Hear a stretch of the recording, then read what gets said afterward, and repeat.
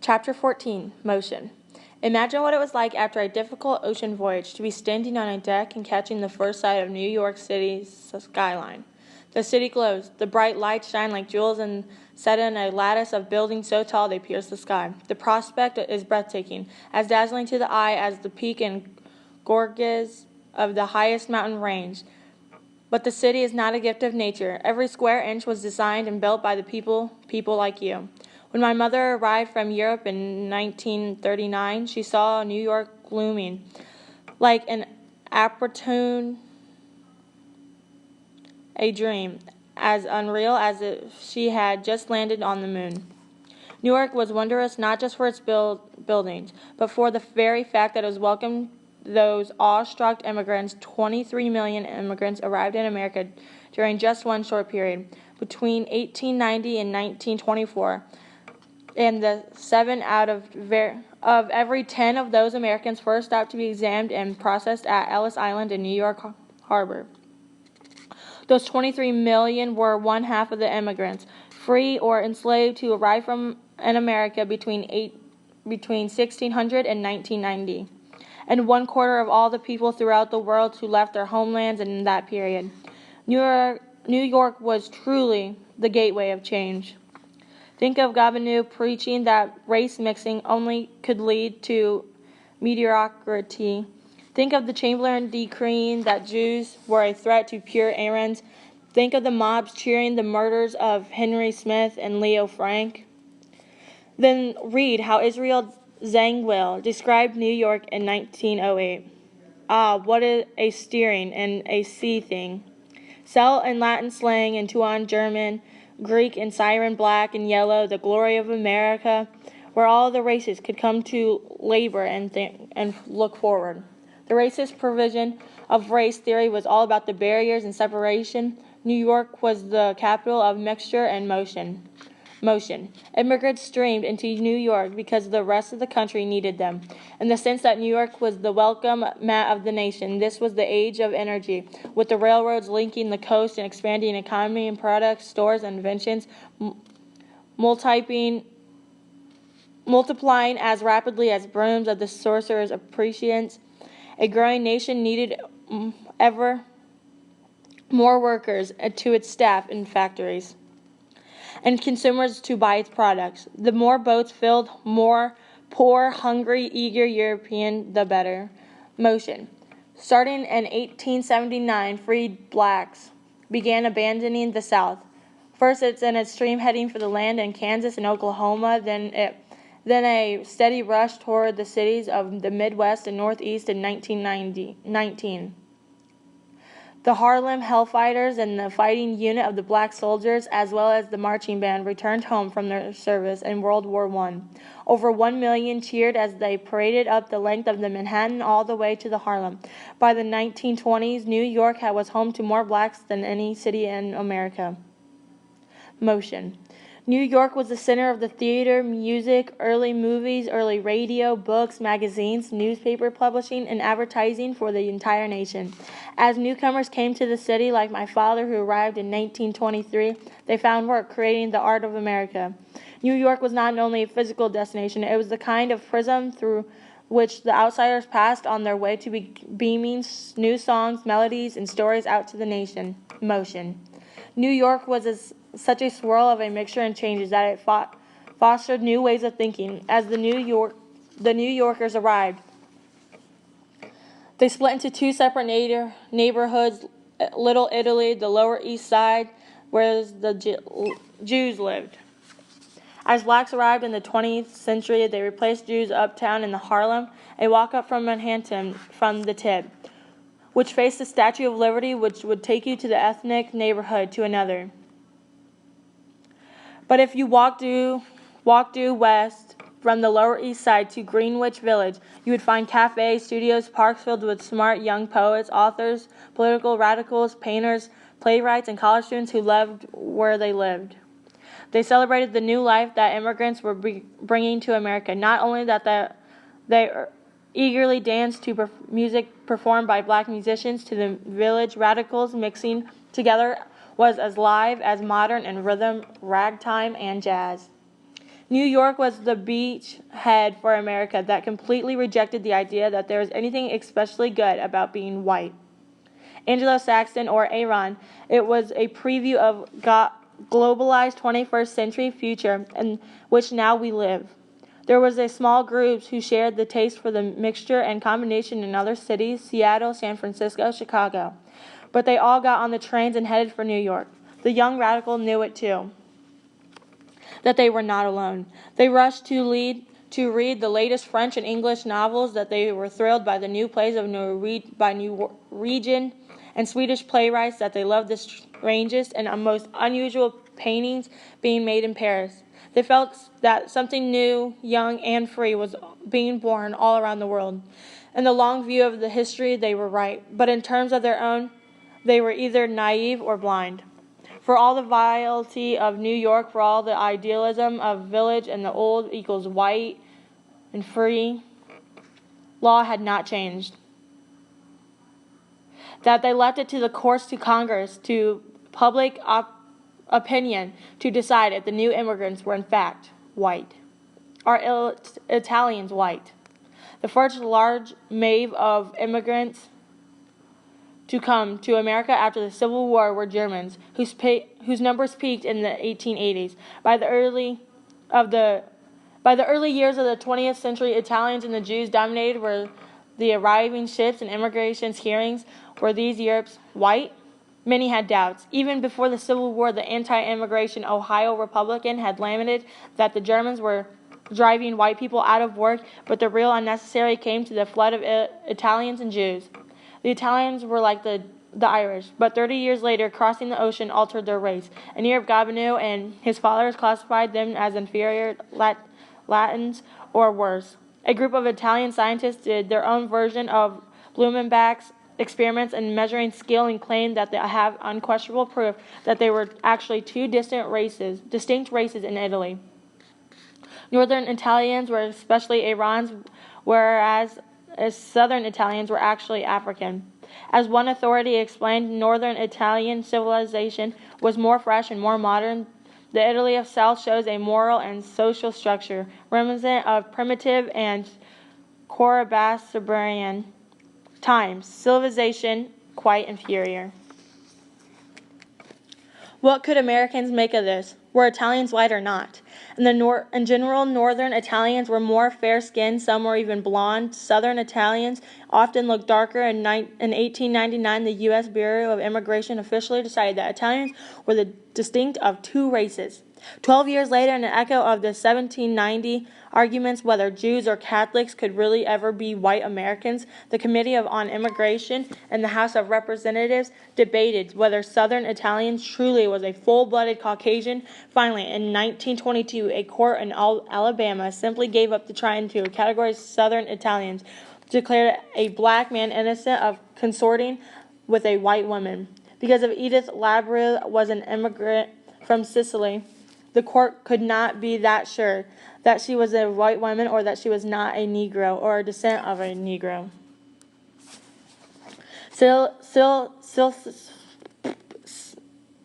Sicilians, I can't say that, were too confusing to fit into one box. Nevertheless, despite the studies of Italian racial scholars, the classifications on immigration forms, even the hesitations expressed in the court and the Congress. Italians who landed in America were not black, and they longer remained in America.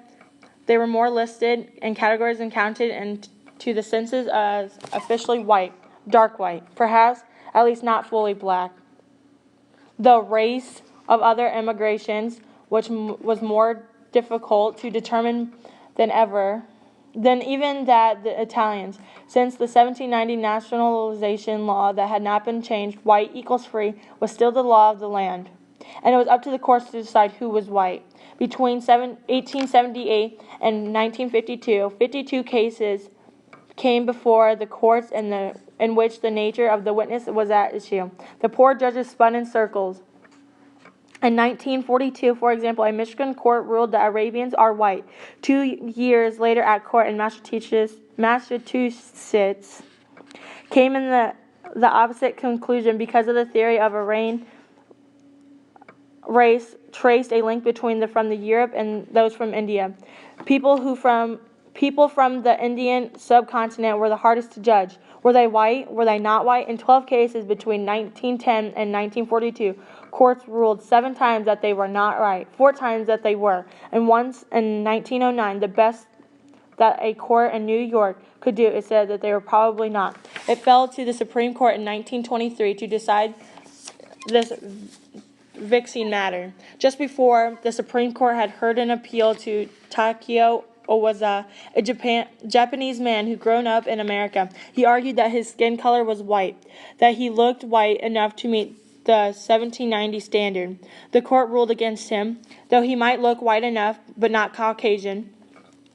The court was using terms of Blumenbach's 1775 theory to decide this case in 1922. The problem of the Supreme Court faced in 1923 was that the Bhagat Singh Thind was a patriotic man who had reached the rank of sergeant while serving in the army. He was unquestionably Aryan and the best form of Caucasian. Ozawa looked white but was not allowed to become a citizen because he was not Caucasian. What was this then? The justices reserved themselves while white scientists make that Thind Aryan. He did not look the part. So common sense decided that he was not white. 150 years of American life had given to the Supreme Court 2 standards for whiteness. The various scientific divisions of the race and the experience of the common sense of average Americans. That is one way of saying that the concept of race had become so familiar that Americans knew it by heart. It was not prejudice, it was fact. But what then should be done about the stream of immigrations flooding into New York as the courts struggled to police the borders of the citizenship with America? Race theorists turned their attention to blocking the entry of undesirable immigrants. The white people are going to rule the country. Civilization Going into Pieces broke out by Tom violently. I've gotten to be a terrible pessimist about things. Have you read The Rise of the Colored Empires by the man Godard?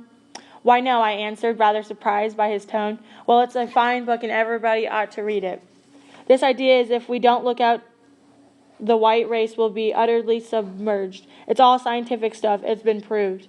Tom was getting very profound, said Daisy with an expression of unthoughtfulness, sadness. F. Scott Fitzgerald, The Great Gatsby. In June of 1939, this very same year, my mother was dazzled by the lights of the New York harbor. A boat named the St. Louis carrying 900 European Jews neared Miami. Adolf Hitler had begun the assault on the Jews, and the passengers were desperate to escape.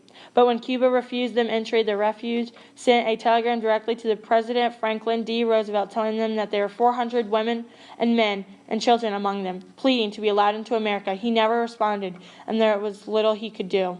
A law passed in 1924 defined exactly how many immigrants from each part of the world could be admitted into America.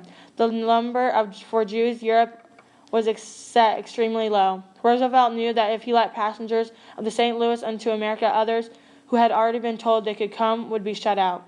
If that exchange had taken my place, my mother might as well be trapped in Europe, sent to her death. The 900 Jews were not as fortunate as she was. They were returned to meet their fates in Hitler's Europe, and heartless as it seems today, in 1924, the law was of the will of the American people. The month before the St. Louis sailed from Europe, Fortune, a magazine, published all the polling showing what Americans thought about restricting immigration. Overwhelmingly, 8 out of every 10 responders said that they did not think the law should be changed to allow more European refuge. While the Fortune poll was surely not as careful to survey people of the background as we would today, the results are telling. Most Americans could convince the New York model of motion and mixture was wrong. The country needed barriers, not welcome mats. If anything, the mood of Congress was to tighten the restrictions even further. This emphatic rejection of the diversity was as direct in racial ideas. I have characterized as the dark road the 1924 immigration law was written to enclose that America would not be the only whiter, as close to empty Iran as possible. Ever since the 1890s, those believed that they were a distant American race who were determined to filter, restrict, if possible block the new immigration, completely ignoring African Americans. These racists determined that the true Americans of the Northern European Anglo-Saxon background in 1914, they were joined by some of the Southern senators who tried to make it illegal for those Americans' heritages to enter the country. Possibly even if those Americans returning from trips to Louisiana, Congressman James Aswell spat into the rationale for the ban. This is black race, this is black death, this is parasite of the destruction that is fastened upon the Anglo-Saxon people. You have to be just as well to begin to understand that the white people are going to rule the country.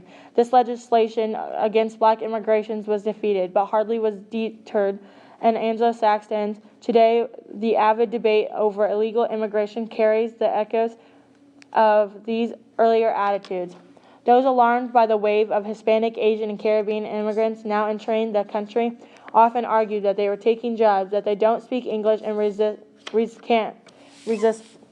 learning it, that they huddle together, speak English, and resist in their own neighborhoods, reinforcing that their own foreign values, that they tax our health and care systems and spread both crime and disease. They're in the word not American and will never be. These are precisely the same arguments that were made against the Jews and Italians at the turn of the 20th century. Those opposed to the new immigration claimed that the newcomers were not racially similar to Anglo-Saxon, and they could never change enough to truly absorb American values. Anglo-Saxon was similar to the Europeans in 1200, who created the distinction that required Jews to wear special clothing. Even as America grew powerful, they had fearful sense that it was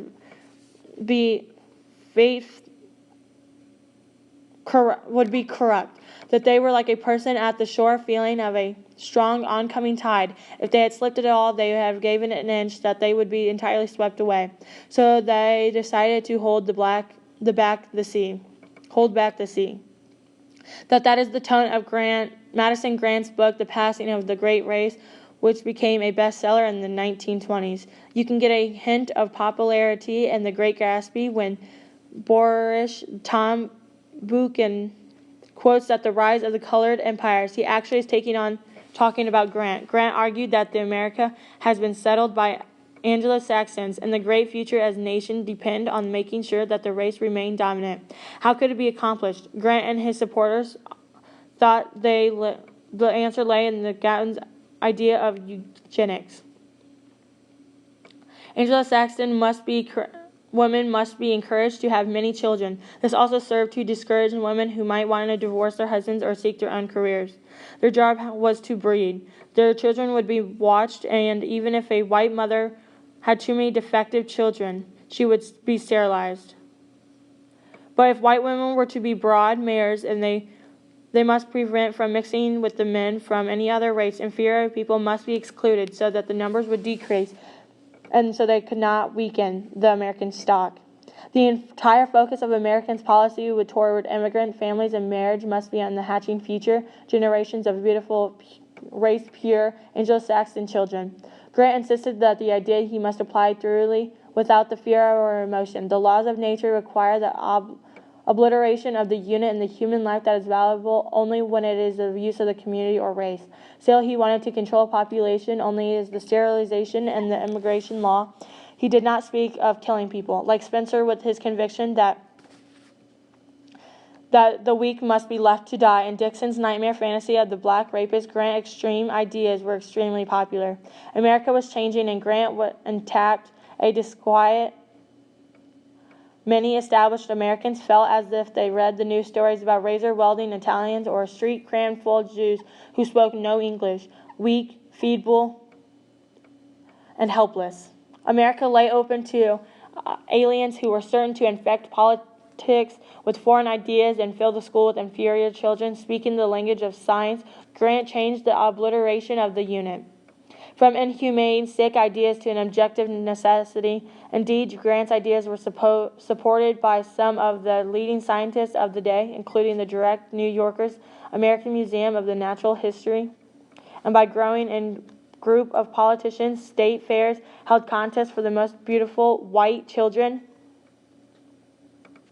just as they did for the champion bulls. The eugenist Harry Lagman told the committee in the House of Representatives that the rise of many America's social problems, such as feeble-mindedness, insanity, criminality, and epilepsy, tuberculosis, leprosy, alcoholism, blindness, deafness, and deformity, was a result of an increasing number of the wrong kinds of immigrants.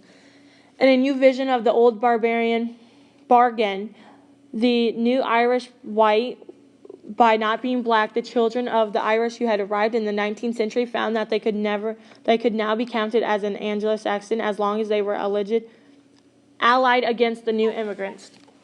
Congress listened.